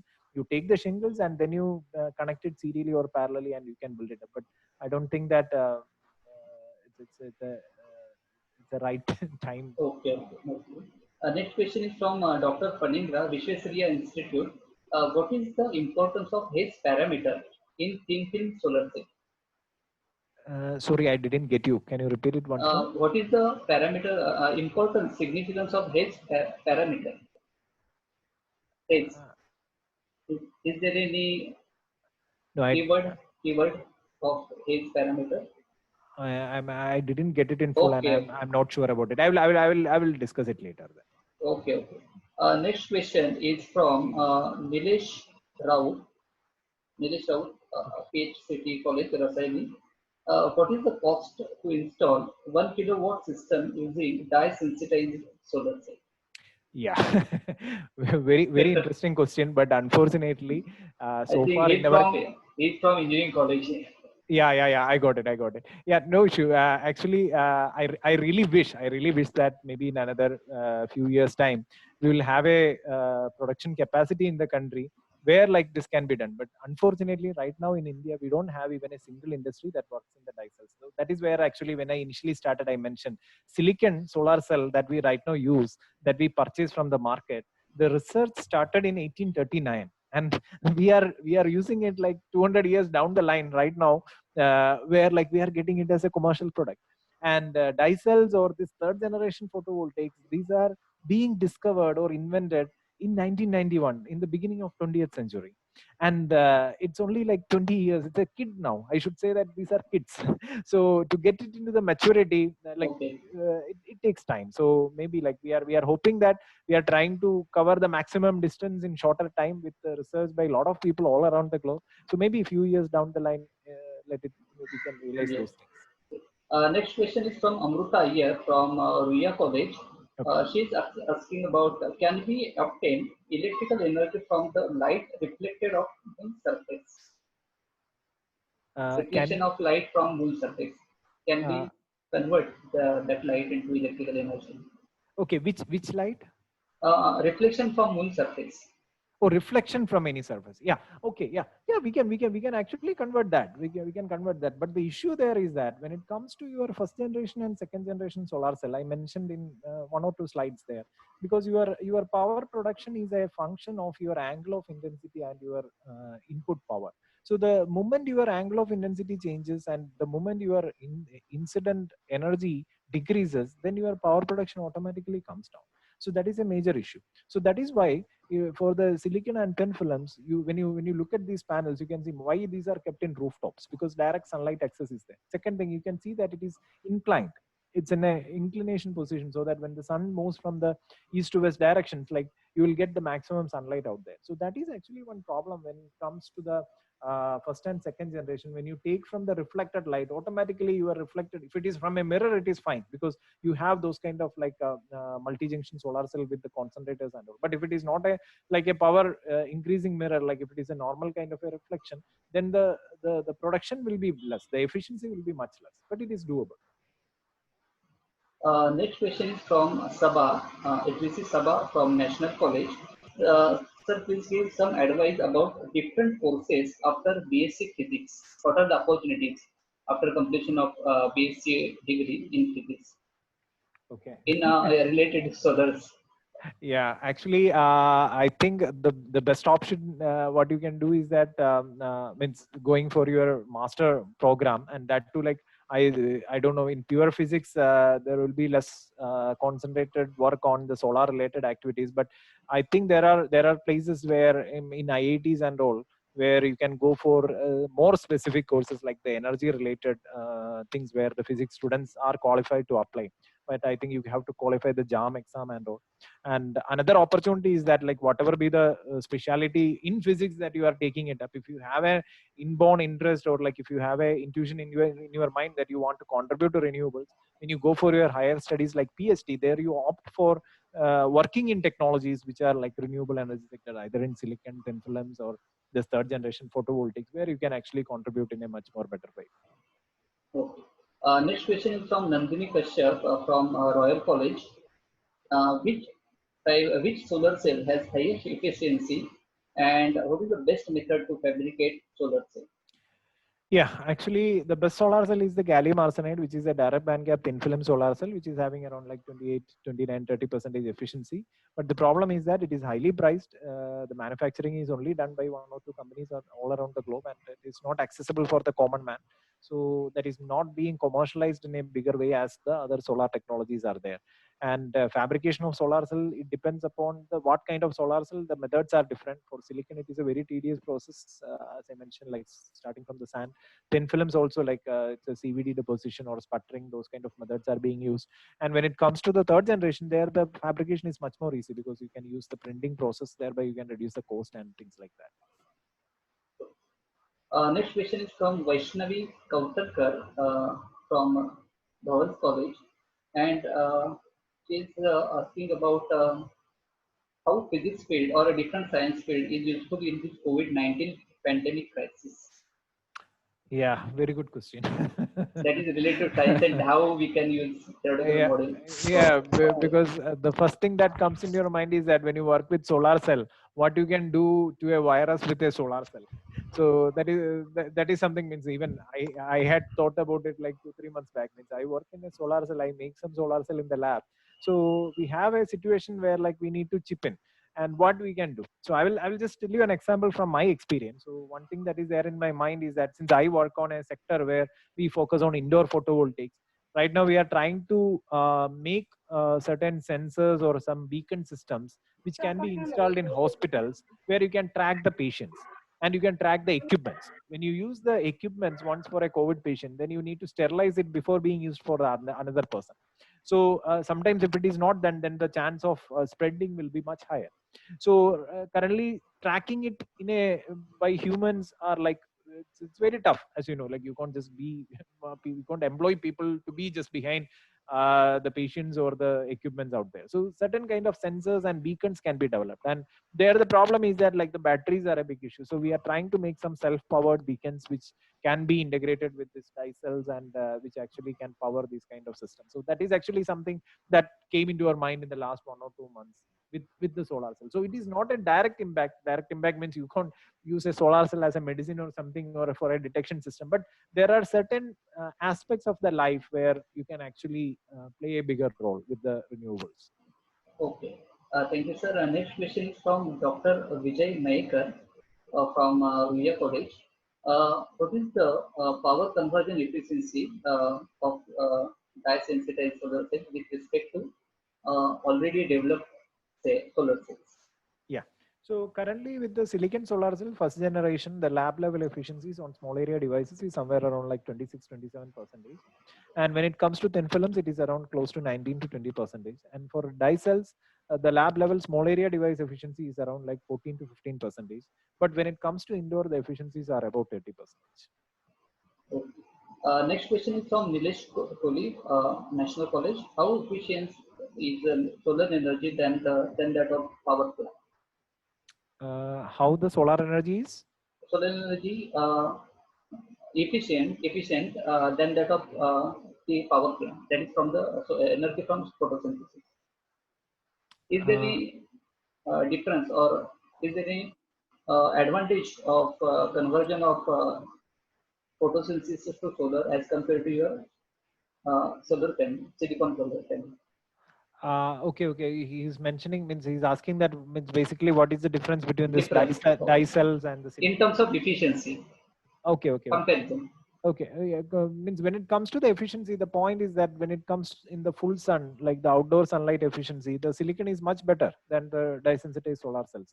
But the problem is that silicon, you don't have local manufacturing. As I mentioned, in a situation like COVID, means the factories in India, if it need to work for manufacturing silicon, you need to import the things. And when this kind of pandemic situation comes in, you can't get your supply chain material. So everything have to be stopped.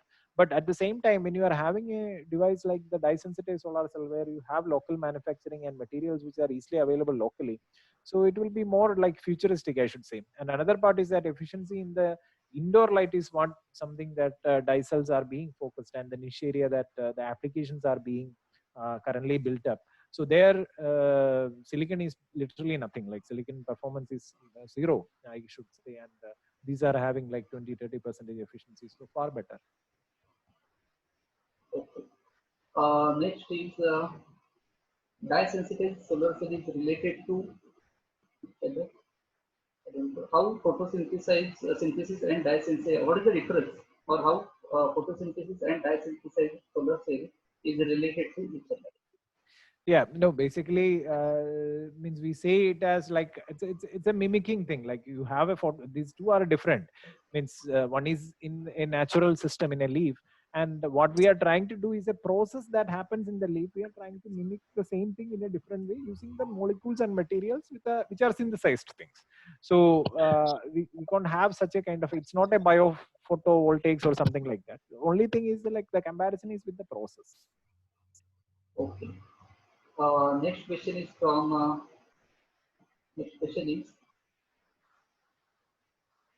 why all the negative charges are one corner of the cell and all positive charges at the other side? This is question from Firdaus from Navroji Wadia College. Can you please repeat that one? Why all the negative charges are one corner and the one corner of the cell and all positive charges at the other corner? I didn't quite get it. Means why the charges are at the both ends? Both ends, extreme ends. Yeah, no, actually, if you have you need to have a charge separation in any of these photovoltaic devices, because otherwise what happens is that your charges, your positive and negative charges, if it comes close by, it will get combined together, so that your net flow will not happen. You will not get any electricity out. Okay. Next question is, can solar cells store energy during rainy season? Yeah, it's actually a big problem, because when the rain is there, your conventional silicon and all performance will be much less. So what you can have is that, like, when the sun is there and if it is connected to a battery, you can store some energy. But if the rain happens for a couple of few days, then practically your power production will get affected drastically. Okay, this is the question from Aditya Jha, Radha National College. Next question is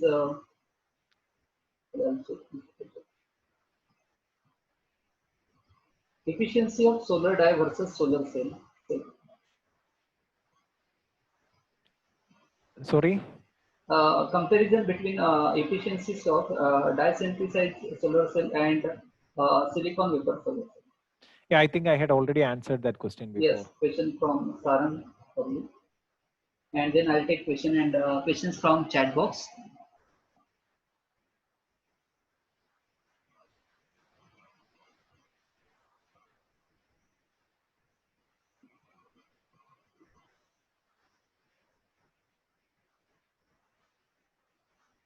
Yes. Yes. Neha Prajapati, is solar cell is humanful to nature? Is solar cell is harmful to the nature? Yeah, I would say that the first generation solar cell is harmful to the nature in a No, so humanful, not harmful, I think. Oh. Eco-friendly. Eco-friendly. Oh, yeah. That means means the answer will cover both the things, because when it comes to silicon, as you had seen in my slide, it involves like the process like Siemens process, and also there are a lot of acid related waste, and a lot of waste are being generated in a silicon solar cell factory, and that actually creates a lot of environmental problems. So a few years back, there was big issues in some production facilities in China, where they have to shut down the facility itself. So that is one advantage, or like that is the reason why people are trying to now develop these kind of new generation photovoltaics, which is like more environmental friendly. Okay. Next question is from Dr. Sharma sir. Do the nanostructured solar cells more efficient than traditional solar cells? Actually, this depends upon means at what light condition you are using. If it is a full sun AM means outdoor sunlight, of course, like the first and second generation silicon solar cells are more efficient than the dye cells. But when it comes to the indoor light harvesting, there the dye cells are far better than the first and second generation solar cells. Okay. Next question is from Nishita Poddar. How can you increase the efficiency of dye sensitized solar cells? Yeah, that's a very good question actually. Like, so this is something that I didn't go that deeper, but I had mentioned before, because what I had shown in that flow process of dye cells is the forward electron transfer process. But I mentioned that there are two negative processes that will happen there when the excited dye can recombine with the ground state of the electron. Excited electron can recombine with the ground state of the dye and also with the holes which are present in the electrolyte. So these negative processes will harm the performance. So once you control those recombination process, and then once you are having very good absorption of the light, then you can improve the efficiency. So these are the Okay. things that are being studied right now. Yes, thank you so much, sir. Next question is from Chandrajit Yadav. Is there any production company of DSSC currently in India? No. Okay. Next question is from Sankesh Shetty. Sir, is DSC ever used in spacecraft to fulfill energy requirements? So far, it is not being used, but it is being tested by NASA by using a different set of dye and different set of electrolyte, which are more stable in these harsh condition that these kind of extraterrestrial solar cell need to come across, and it is feasible. So I don't know, like maybe at some point of time, maybe it can also come into this kind of applications. Okay. Next question is from Prathamesh Lod. How can be prolong the efficiency and longevity of natural type sensitized solar cell for actual? Yeah, actually, natural dyes are not that great candidates when it comes to the performance. So that is actually a reality that that is there. So natural dyes are very much unstable. So I don't know, like it need to be discussed in a different platform, I guess. Oh, yeah. Next question is from Akash Mishra. As black substance absorbs the energy most, I think this is related to Einstein's absorption. And does dye of black color can be more efficient in DSC? Hello. Hello. Yeah. As black dye substance absorbs the energy most, Okay. does the dye of black color can be more efficient in DSC? Yeah, no, actually, here I had mentioned that during my presentation. The problem is that if you even have a dye that absorbs up to like 1,500 or 2,000 nanometer, doesn't make a good candidate in an actual device. The problem is the energetics. So means most of you know, like when you are having a redshifted absorption, what happens is that you will change the band gap of your molecule. So, for example, if you are having a molecule which is having a absorption of somewhere around like 500 nanometer and a band gap of like maybe 2 electron volt, and then the moment you actually want to increase your absorption to 1000 nanometer, you have to reduce your band gap from 2 electron volt to 1 electron volt. So this reduction in the band gap will affect badly the injection and regeneration, because your energetics will not be placed in the right position. So whether you are having a highly absorbing black dye doesn't mean that you will get, you can see an absorption, but your injection will not happen or the regeneration will not happen. Next question is from Prathamesh Lod. Why does certain dyes works on solar cell? Yeah, the same thing. Like you need to have certain criteria that need to be met. One thing is that it should be stable. It should have an energetics that actually matches up, and it should have a injection regeneration kind of thing. It should absorb the light. It should have some binding groups. So there are a lot of parameters which are involved in it that need to be satisfied. And the moment when it comes to the device, you are not only having one component, you are having multiple components there. You are having a semiconductor. You are having an electrolyte. So the electrons and holes which are all around these systems, and you need to be very carefully tuning this in a way that you are avoiding the negative processes and you can actually harvest the positive process out from it. Okay. Next question is from Nitin Sali. Can LIP provide sustained efficiency? Can leaf provide sustained efficiency? What does that mean by? Okay, no problem. Can a DSSC provide sustained efficiency? I means I'm not sure with that question, but Means such type of dye-sensitized solar cells. yeah. Actually, there are reports where like up to 25 years of accelerated testing has been done on some commercial-based dye cells by one company from Australia called a Dysol. So these are being proved, but it involves different components. It's not the conventional components that are being used. So electrolyte is different, the dyes are different, which are more stable dyes and all. Okay, next question is from Dr. Gauri Arolkar. How does solar paints works? What about research opportunities in this field? Solar paints. Yeah, solar paints, those are different category actually. That is nothing to do with the dye cells. Okay. Next question is from Mona Kejriwal. Ma'am is our DST DBT chairperson, Okay. and she is asking what is the selection criteria for dyes, particularly for this application. Yeah, actually, that is what, like, I will say that it is like if we take a molecule, means not a dye, but if we take a molecule, what makes a molecule a dye? So that is where, like, first thing is that it should absorb the light. Second thing is that it should have certain binding groups like carboxylic functionality by which you can attach it to the semiconductor. Then you need to have an energetics where it is placed, the HOMO and LUMO, the highest occupied molecular orbital and the lowest unoccupied molecular orbital should be placed in such a way that efficient injection and regeneration will happen. And then of course the dye should be stable so that it can survive for longer oxidation reduction process. Next question is from Rajendra More. How solar cells are efficiently to charge vehicle batteries? Will it be proper? Yeah, actually right now this Tesla and all, they are using solar cells to charge the batteries, and that involves a lot of other components in it. It is not just the solar part. There are other electronics and things which are involved that realizes it in the best way. Okay. Next question is from Mahesh Dhaigude. How much percentage in India uses dye-sensitized solar energy?